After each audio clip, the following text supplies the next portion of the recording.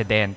Mr. Speaker, strike 1, nag-astang bully at brat ang nakaupong Vice Presidente sa unang pagtalakay ng proposed budget nito sa Committee on Appropriations.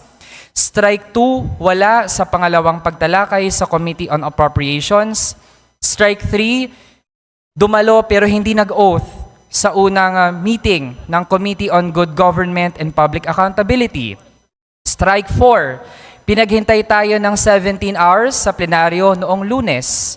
Strike 5, pinaghintay ulit tayo kahapon sa plenaryo.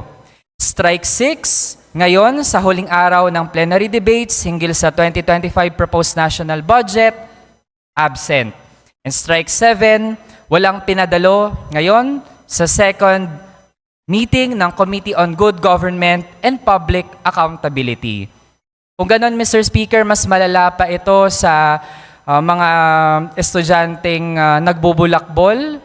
Ewan ko, Mr. Speaker, kung paano natin bibigyan ng ganitong grado ang ganitong public official, and this really sets a very bad model, not just to students, not just to young people, but to all public officials in government.